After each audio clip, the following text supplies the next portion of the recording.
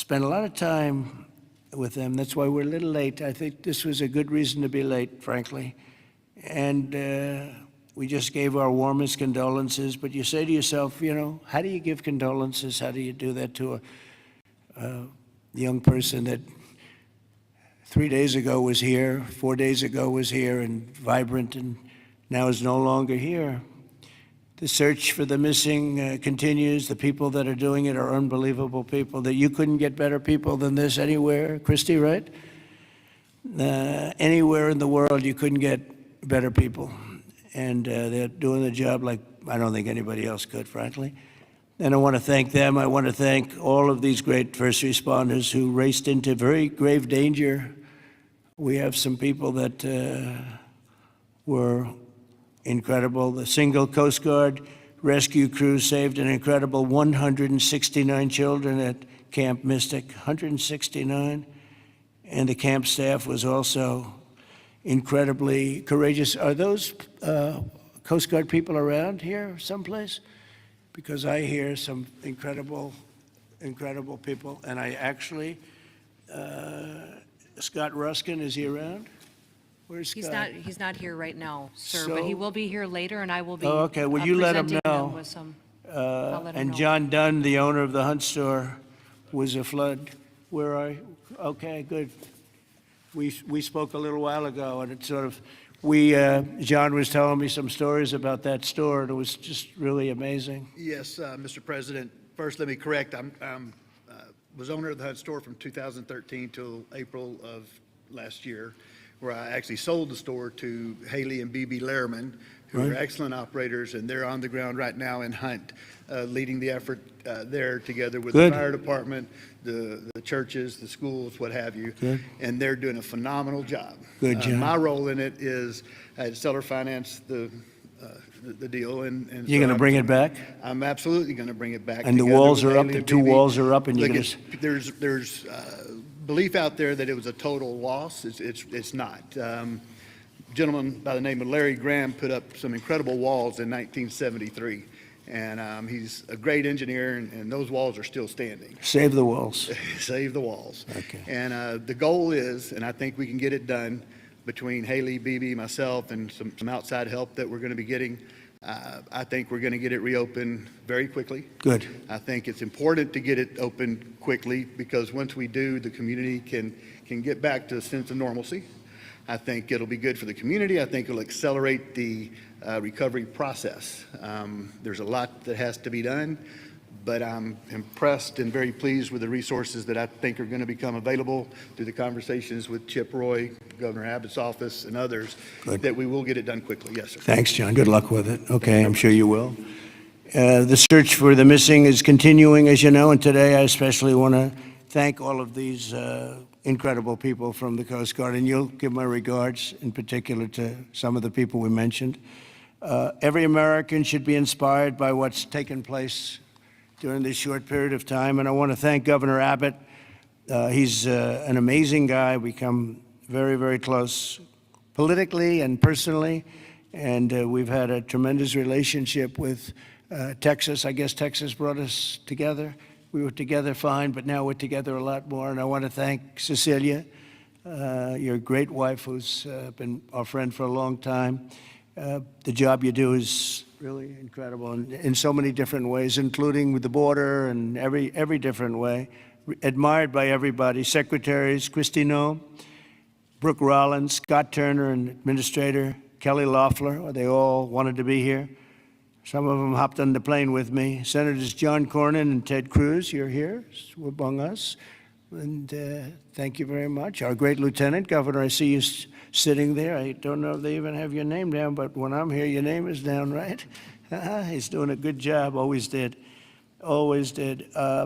Also, numerous members of Congress, including Chip Roy from the district. This is Chip's district. I had a lot of time last week we spent with Chip Roy getting that great, big, beautiful bill passed. And who would have thought, and he's not easy, but he's good.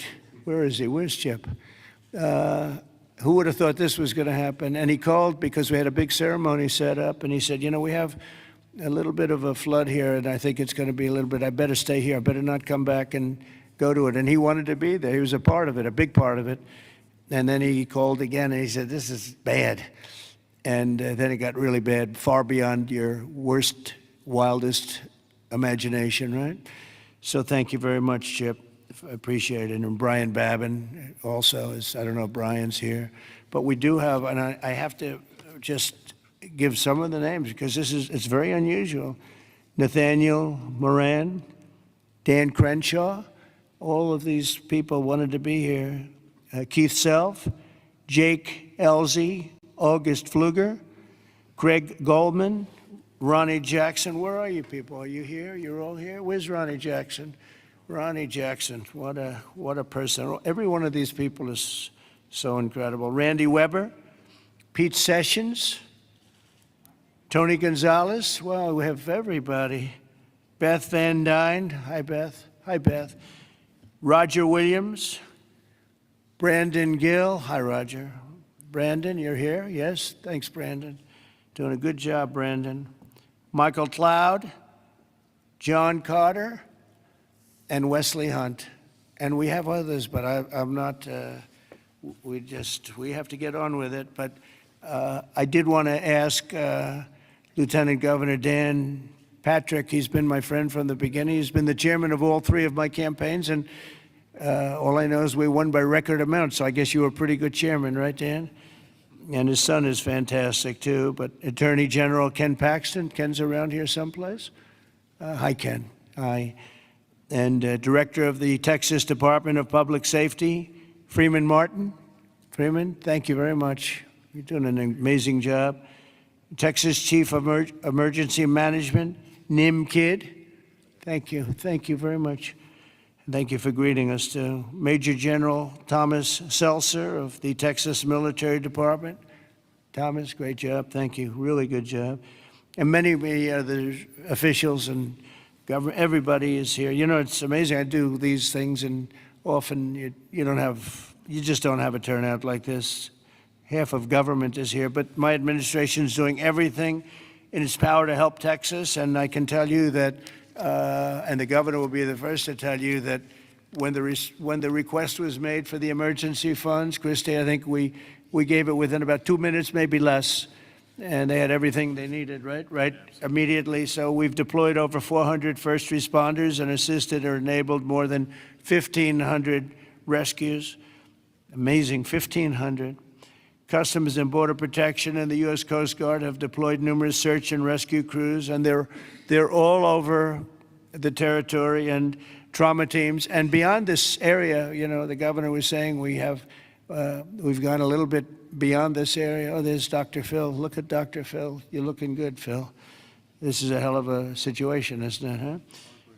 FEMA has deployed multiple emergency response units, and FEMA has been really headed by some very good people. We have some good people running FEMA. It's about time, right? We get some good ones. They failed us in North Carolina, but when we got in on January 20th, they fixed it up in no time. And the Army Corps of Engineers is always around and always strong and brilliant. We're also taking historic action to ensure that such a nightmare never happens again. And we're going to look and see how can a thing like this, they could say it's 100-year. Somebody said it's a 500-year event. It doesn't. We're not going to let a thing like this happen again where it can wreak this kind of devastation. Earlier this year, I directed a sweeping review of the preparedness and critical infrastructure. I think, again, I have to say, whenever I say that, I have to say that the level of professionalism was incredible. But we'll all work together to find out exactly what can be done, because they do want to rebuild, and they're going to. I just want to say we have a wonderful First Lady, and she's done a great job as First Lady, and she really very special woman when she saw and met the people that we met just a little while ago. It's very devastating. And would you like to say a few words, honey? My deepest sympathy to all of the parents who lost beautiful young souls. Deepest sympathy from all of us to the community, to everybody who lost a loved one. We are grieving with you our nation is grieving with you. We just met with the wonderful families. We pray with them, we hug, we hold hands. They share the stories, and I met beautiful young ladies. They gave me this special bracelet from the camp in honor of all of the little girls that they lost their lives. So we are here to honor them and also to give the support, help, and I will be back. I promise to them, and I just pray for them and giving them my strength and love. Thank you, honey. It's very nice. Thank you very much. So I just want to say God bless you all, and I'd like to ask Governor Abbott to say a few words, please. Thank you. Well, first of all, thank you, Mr. President, and thank you, First Lady. The first thing both of you mentioned were the lives that were affected by this. Whenever there's a disaster or catastrophe, the first thing we focus on is saving lives, prioritizing those lives. Every minute, every hour counts, and that's what Chief Nim Kidd focused on, what the local officials focused on, what the state focused on, but also what your administration did. On the very day of the flood, you know, the Coast Guard literally saving lives right and left, and we cannot thank you enough for deploying the Coast Guard, deploying the resources, and as you pointed out, immediately when I made a request for a disaster declaration, you and your administration granted that. This is the fastest that I'm aware of any administration responding so swiftly, so collaboratively, so coordinated as we have in response to this. Thank you for that major disaster declaration. It ensures that we're going to be able to more effectively respond and help rebuild. And let me make one thing clear about the Hunt store. We will rebuild the Hunt store very quickly right here in Hunt, Texas. Thank you, Governor. Also, I too want to thank all the first responders, and we have many of our legislators over here. I want to thank them for stepping up and being here constantly, as well as state officials who join with us. And as we've said before, we remain committed. We're here for the long run. We will maintain our operations to search and find everybody that we can, as well as ensure that we're going to rebuild this community from Hunt to Camp Mystic to Kerrville down below. We are committed for the long run, not just to rebuild, but to rebuild in a better way.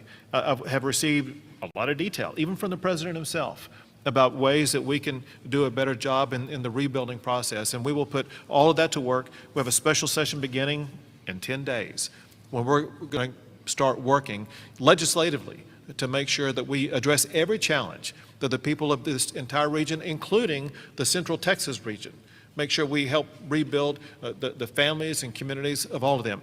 But we would not have been able to do that the way that we have had it not been for you, your commitment to Texas. I know you love Texas, and Texas loves you. We appreciate you showing up, and because of your swift and effective response, we're better positioned to deliver on all those commitments than ever before. Thank you, Governor. That's very nice. Thank you very much. Appreciate it. Christy, would you like to say something? Fantastic job you've done.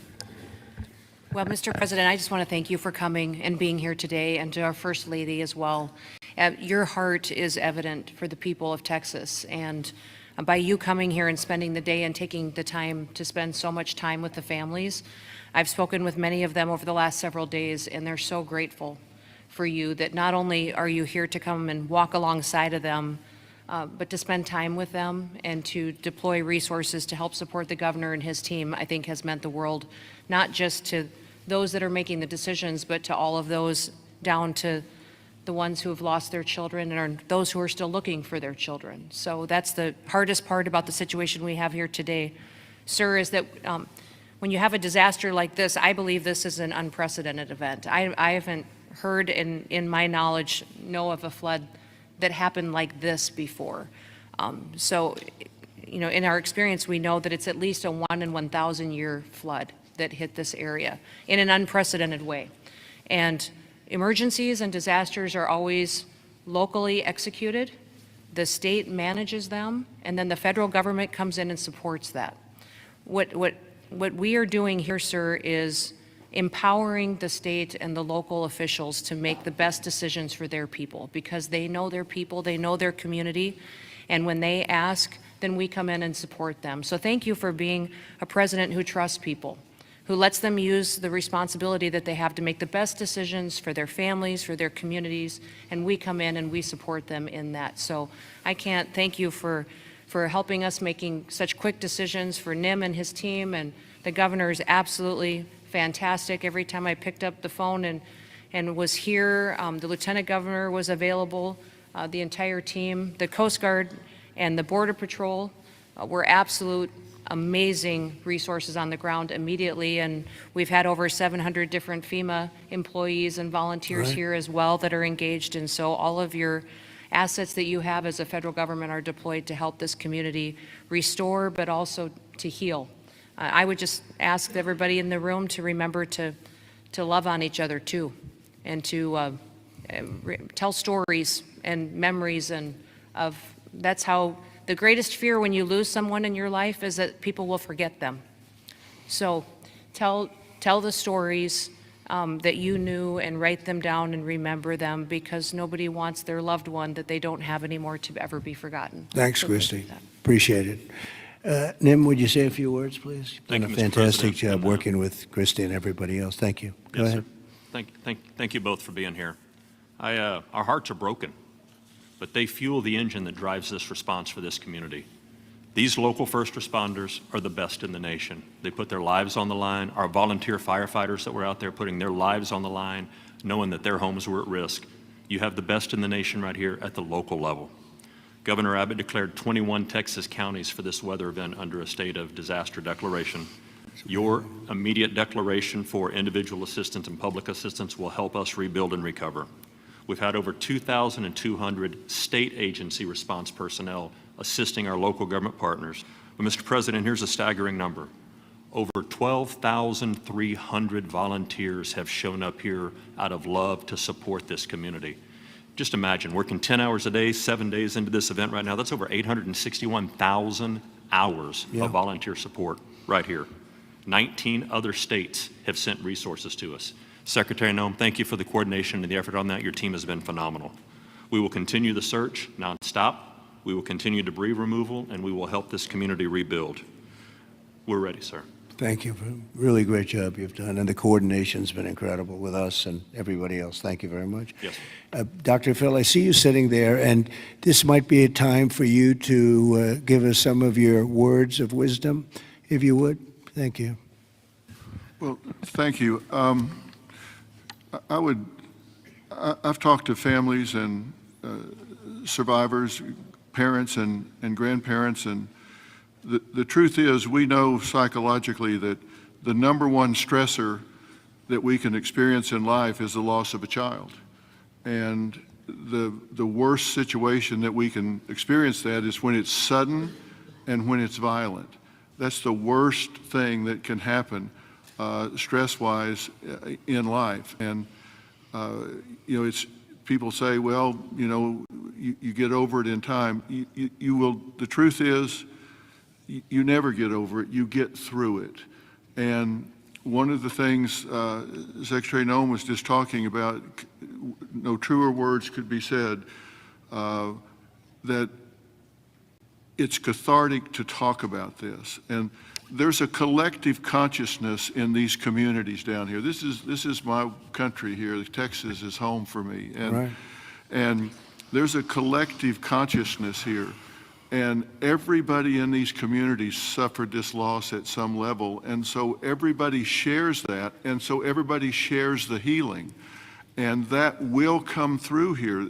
Everybody will rally together. And this is about faith, and it's about family, and it's about it's truly about community. And it says Texas Strong on the front of on the desk that you're sitting at, and that's true, because people will come together. And we need to realize that giving this a voice, and if you see someone in the store, everybody wonders, do I say something to them? I know they lost a child or a grandchild. Do I bring it up, or because they look like they're doing okay? The answer to that question is an unambiguous yes.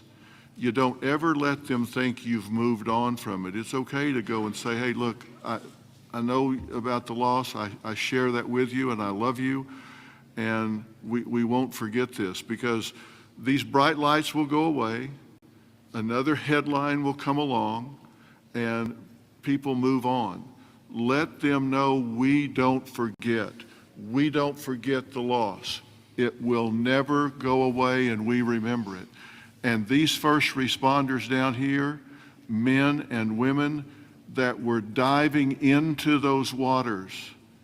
I've talked to a woman whose husband was standing on the bank of the river yelling to a father, "Throw me your baby, throw me your baby, let me help you." Mr.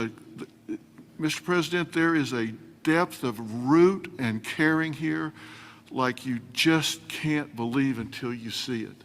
And everybody here knows that. And it's so inspiring for you and the First Lady to come here and share this and see the fiber of these communities. That's why they rally around you and everything that you stand for here, from the border to the disasters. And it's not just a photo op for you to be here.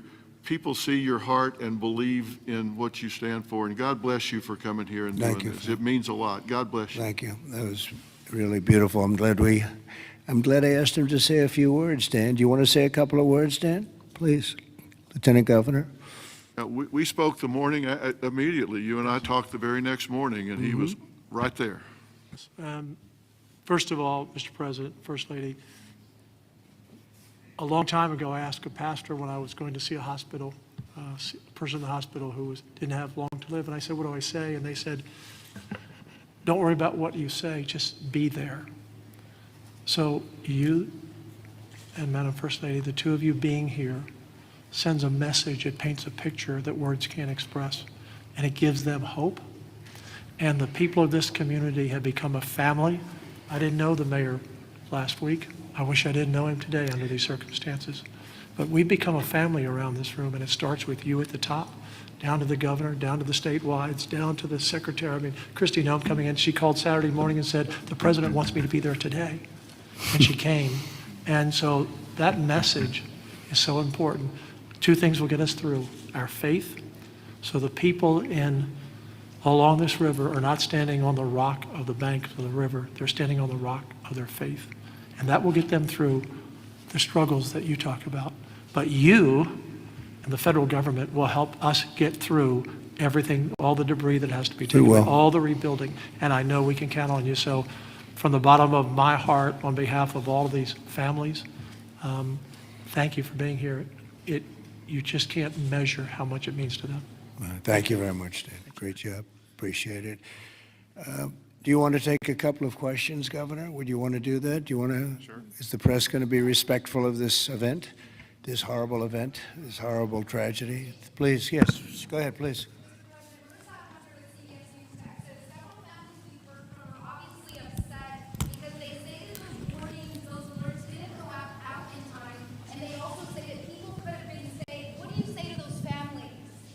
Well, I think everyone did an incredible job under the circumstances. This was, I guess Christy said, a 1 in 500, 1 in 1,000 years. And I just have admiration for the job that everybody did. There's just admiration. The only a bad person would ask a question like that, to be honest with you. I don't know who you are, but only a very evil person would ask a question like that. I think this has been heroism. This has been incredible, really, the job you've all done. It's easy to sit back and say, oh, what could have happened here or there, you know. Maybe we could have done something differently. This was a thing that has never happened before. And nobody's ever seen anything. I've never seen anything like this. I've gone to some real bad ones. I've never seen anything like this. So I admire you, and I consider you heroes and heroine. And I think you've done an amazing job. Brian, go ahead, please. Thank you, Mr. President. If I could ask you, who was the first person to contact you to notify you that this tragedy was unfolding? Probably Christy, but I was notified by a lot, and Chip called also. Chip was here for, he thought it was going to be a little flood. He was going to miss the signing for the big, beautiful bill, and he called to apologize. He said he's going to be delayed because of a little flood, and the little flood turned out to be the biggest flood anyone's ever seen. So Chip, but Christy called right away. She was there. I looked the next morning. She was right there on the ball. So I just want to say, as a native Texan, I've received hundreds of messages. I told you that the other day, but I want to tell our representatives that are here in the crowd today, thank you for your response. This is Texas Strong. President Trump, this is America First policy in terms to responding to a tragedy like this. Thank you on behalf of Texas as well. thank you very much. Well, that's a nice reporter. That's a nice question. That's a nice, but I like his statement even better. Thank you very much, Brian. That's very nice. Yeah, please, go ahead. Great to see you, President Trump. Thank you. And thank you, First Lady Melania, for being here. I'm born and raised in Texas, and there's not a person in our state who hasn't been impacted by this tragedy. But what's been so disheartening recently are these ghouls on the left, like Jasmine Crockett and the left-wing media, who want to point fingers and play partisan games and fundraise off of this crisis. And what I love about Texas is we come together in a crisis across party lines, ideological lines. So what is your message, and maybe Governor Abbott as well, to these folks on the left who are using this to gain partisan points in viral videos? Well, I'll start off by just saying, you know, they've lost their confidence. They've had a tremendous run of bad talent. I don't say bad luck, I say bad talent.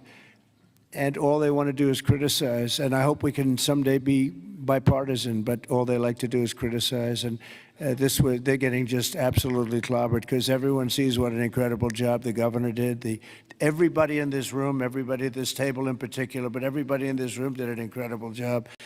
And the public knows it. You know, the public's wise to it. They have their soundbite. They send out a soundbite, and it's supposed to be, you know, you're supposed to say that. And if you don't say that, they throw you out of the party. No, they've lost. Honestly, they've lost their confidence. I see some of the people they're putting forward, and those people will only ruin our nation. Our nation, a year ago, was dead, and it was going down, but it was dead. And now we have the most successful nation anywhere in the world. You take a look. I was with the King of Saudi Arabia. I was with the leaders of the world recently at NATO. Every one of them said the same thing. They said, you know, it's the most amazing thing I've ever seen. Your nation was dead 1 year ago, and now you have the hottest nation. It's the hottest nation, hottest in quotes. It's the hottest nation anywhere in the world. Every leader is saying that we're the hottest nation in the world. We've all gotten together. We've done a great job. This state has been unbelievable. I work so well with the governor and with your senators and with everybody in this state. We get it done. We've had some pretty big problems here with the floods and all the different things that we've worked out, and we respond very quickly, and they respond very quickly, and they spend their money wisely. You know, we give them a lot of money, but they spend it wisely. I can't say that's true always. Sometimes we give money and they don't spend it so wisely. They spend it very, very foolishly. So, Governor, do you want to say a few words? Sure. You know, one thing that you pointed out that we all know about Texans is part of our bloodstream, and that is we're Texas tough. We're made for challenges. I read a piece the other day, I'll just quote one line from, and that is, when the rivers rise, so do we, and we rise to the occasion. And the way that we do that is by everybody working together.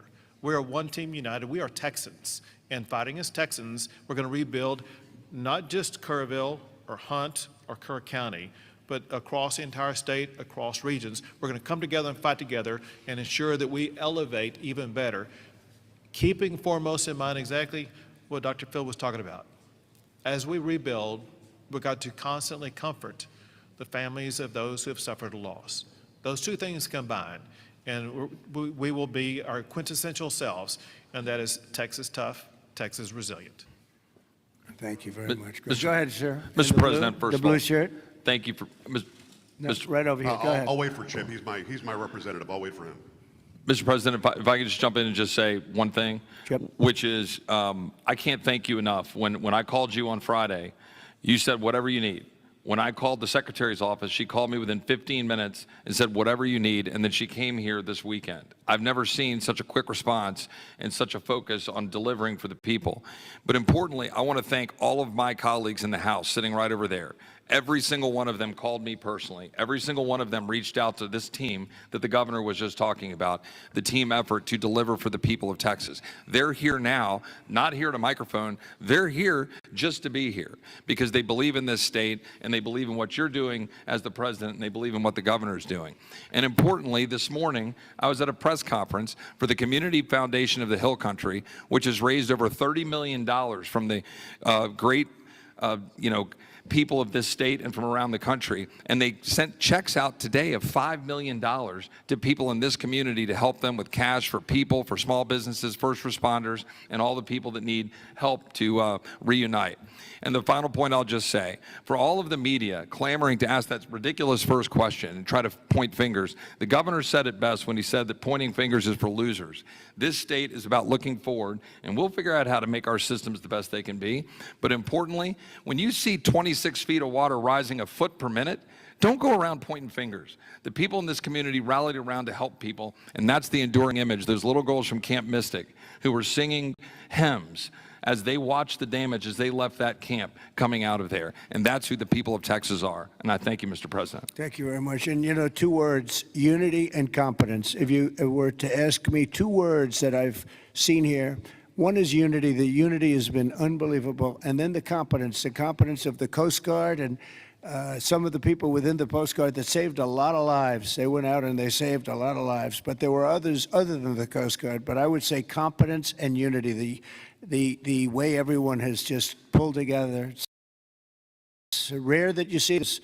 Mr. President. I've been to so many, and I've seen bickering and fighting, and it doesn't work the same way. This has been amazing. This is the biggest one like this. Neither is anybody else, by the way. Yes, please. Hey, it's Yes. Joe Pags, Mr. President. It's been a while being each other. Obviously, the staffing was where it needed to be. In fact, it was heavier than it should have been because of the holiday weekend. Whatever they're saying in the left news isn't the truth. You're a developer, though. At 1 o'clock in the morning, the technology only goes as far as it goes. Kids don't have their phones. Phones are dead. People by the riverside don't have electricity. They're not going to get a phone alert that way. As a developer, going forward, knowing that everything was done lightning fast by Secretary Noem, by you, by the governor, and everybody else, you did everything right. What do we do next time, though, to make sure that people are alerted if they're dead asleep? Maybe an alarm system, maybe a siren system. You might know better than I. But what do we do going forward? Because we've got to make sure that people get the alert when it's time to get alert. Yeah, you probably have to probably come up with something very unique because there is no system right now. There's been a thing like this has never happened that anybody knows. Certainly not to this extent, but I know the governor and everybody is working on it. They're meeting, and they'll figure something out. Go ahead, Governor. Yeah, so we begin a session in 10 days. We will address every single question that you just asked. You mentioned some of the ideas. There are many more. And we want to hear, most importantly, we have to devise a response right for this community. And this community has to weigh in, and they need time to be able to convey that to us. But we're going to work on alerts. We're going to work on every single solution to make sure things like this don't happen again, not just in this community, but in other river basins across the state also. So we will work to get it right, and we've jotted down, Joe, every idea that you just mentioned. Ted Cruz, go ahead, please, Ted.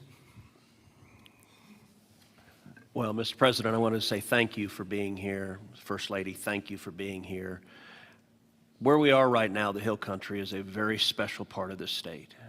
It is universally considered the most beautiful part of the state. You've got rolling hills. You've got these incredible, peaceful, wonderful rivers. The Guadalupe River, just about all of us have been swimming in that river, floating in that river. And one of the things that's really special about Kerr County is there are 40 summer camps here. This is a place where all across Texas our kids go. The governor's daughter came every year to camp here. Both of you know our girls really well. Mm-hmm. Heidi, the week before this flood, was here in Hunt picking up our daughter Catherine from camp. And Camp Mystic, that faced such devastating loss, is an institution in this state. It's 100 years old. It was founded in 1926. And I'll tell you, in Texas, it's not just here that the hurt is felt. It's every part of the state: Houston, Dallas, San Antonio, Austin, West Texas, East Texas. Texans have gone, and what's amazing is you see at the closing ceremonies of these camps, you see multiple generations. You'll see grandmothers and moms and little girls who have all gone to the same camp. And the pain that the state is feeling, and on Monday I went and walked through Camp Mystic. In the center of the camp is a cabin called the Bubble Inn, where the littlest girls were staying. And in front of the Bubble Inn are right now 17 small white crosses in the ground. And each cross has the name of another little girl who lost her life. And the final cross has the name of Dick Eastland, the camp director who gave his life trying to save his girls. And the water rose in that camp and in that cabin 8 feet high. You can see the water line 8 feet high. It blew the windows out of the cabin and it swept those girls out. I will tell you, I've never seen anything more horrible in my life. And I just sat there crying. I saw mom and dad come up to one of those crosses, drop to their knees and kiss that cross. And the mom was weeping. I also want to tell you, and you said this, you talked about unity. The way this community, the way the state is coming together is incredible. There are stories of heroism.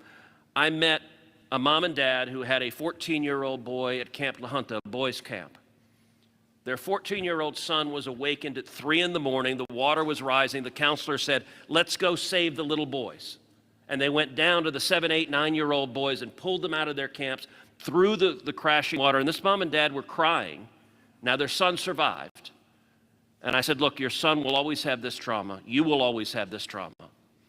But at the same time, your son will always know when he was 14 years old that there are little boys and one day there are men who are alive because he had the courage as a 14-year-old to risk his life to save them.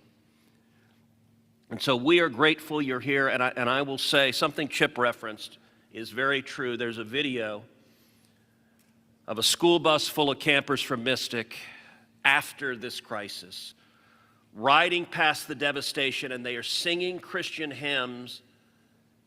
And I promise you there's not a person here who can watch that video and not weep.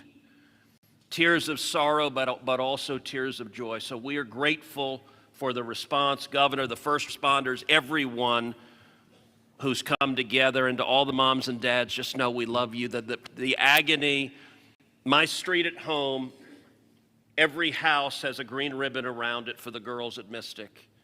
And that's true in a lot of streets all throughout Texas. And we will come through this one way or the other. I'll tell you, the Hunt store right now, the sign says Hunt store, except today it doesn't. It says Hunt Strong. They redid the sign. That's the spirit of who we are. Thank you, Ted, very Mr. much. President? Well, yes, please. I wanted to respond just to something that Joe Pag said and the governor. The speaker and I announced yesterday that we will begin our hearings in 2 weeks, but in 3 weeks, we're going to have a hearing in this room so that the residents and the people in this area don't have to come to Austin. We're going to come to them, and we'll stay here as long as it takes to hear their stories and their needs and their wants. So we're going to be here in 3 weeks in this room Good, to hear from Dan. them. Very good. Well, I just want to thank everybody for coming together, and the word unity again, but I just want to thank you very much. And we'll be helping you from Washington, D.C., like no other president would do. Nobody else would do it. Nobody else would be even get back to you. You know, you're fully funded, as you know. And Christy, I would say they were fully funded within minutes of hearing about this. And, you know, the state of Texas, number one, they do it right, and they've done it right for a long time. And it's, you know, a very special place to me, I will tell you that. Politically, I don't want to say politics, but politically it's been a very special place to me. Our great Secretary of Agriculture, who you've done such a great job, Brooke Rollins, you come from Texas, and I just want to thank you. She even got the cost of eggs right down, you know. They hit me with that one, and she got them down so quickly nobody knew what. By Easter, everybody was having eggs at a lower price than they ever thought possible. But you've done a fantastic job. But it's just been it's been a very special state to me, and it's my honor. And we will continue to work together, and well, it's a bad situation, and you can never say, oh, it's going to be bigger, better, stronger. You know, it's just so many lives have been lost. You can't say that. But we're going to make it. We're going to make it back. We're going to make it back, and we're going to make it good again. And everybody wants to do it. And I just want to thank you, and I want to congratulate you. You guys have been unbelievable. Thank you for your words before. It was unbelievable. The job you've done, Kim, everybody, every single one of you. So you should be very proud, and we're very proud of you. Thank you all very much for doing such a good job. Thank you very much.